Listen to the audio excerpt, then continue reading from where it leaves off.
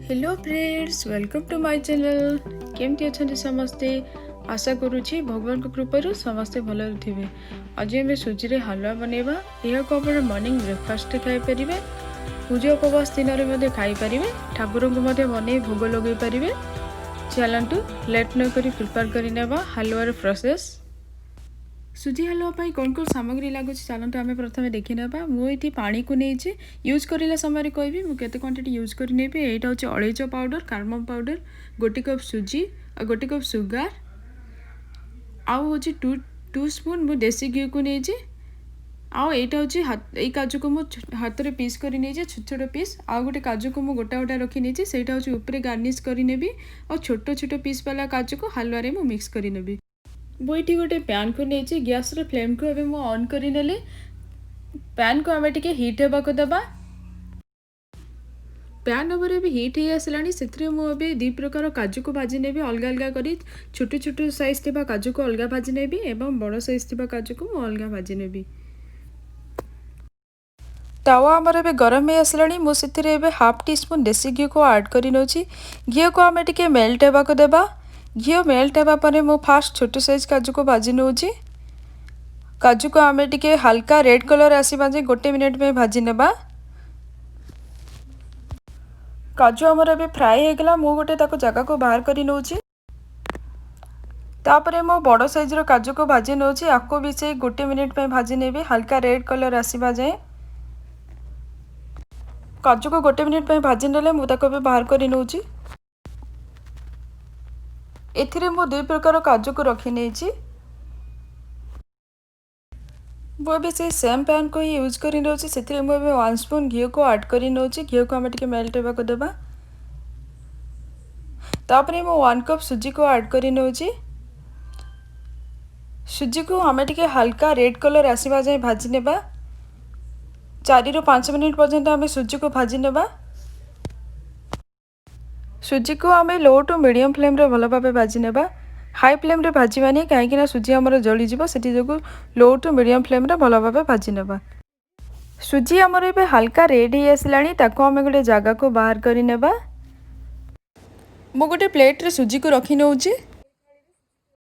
एबे मुझे same pan को ही यूज कर नौचे। से मुझे गोटे स्पून घी को ऐड कर नेले। घी को आम टे मेल्ट होगा देवा। मु जो कप रे सुजी को नहीं थी से कप रे ही मु 3 कप पानी को ऐड कर नौची।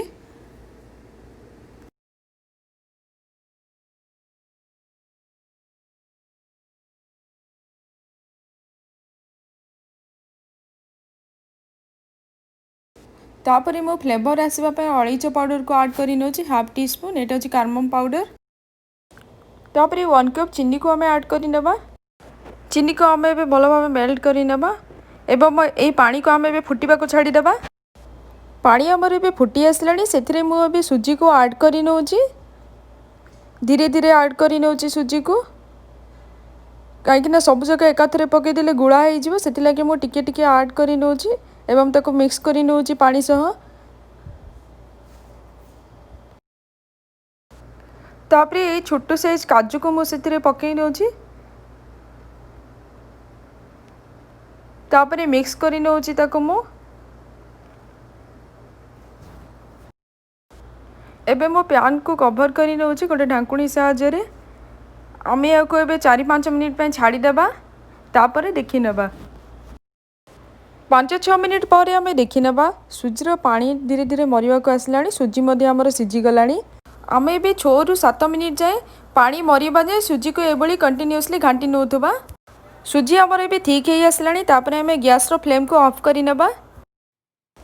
मु गोटे प्लास्टिक रो जगह को नहीं से मु हलवा को रखी नेबी। मुझे ब्रश साहाय्य घी को भल भाव स्प्रेड कर नौची चारि साइड रे। तापर मु सब हलवा को से रखी नौची।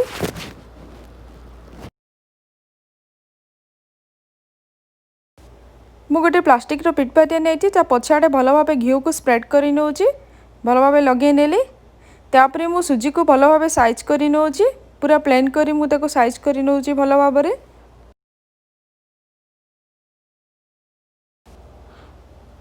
सबू आउ थे ए पिठापतियर पछाड़े भल भाव घी को लगेनी तापर आउ थे भल भाव मुझे साइज कर नौची ताकू मु प्लेन कर नौची।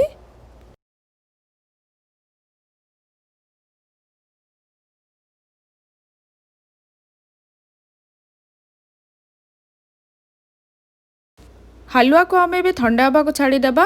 ठंडा हवा पर आम ताको छुरी रे कट करनेबा। एबे हालुआ आमर ठंडा ही आसला आम ताको ए छुरी रे कट करनेबा।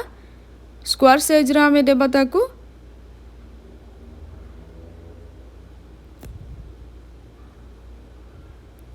तापर मो काजू गुड़ी को ऐड कर नौची हालुआ उपरे। ता उपरे मु लगे नौची गोटे गोटे स्लाइस उपरे।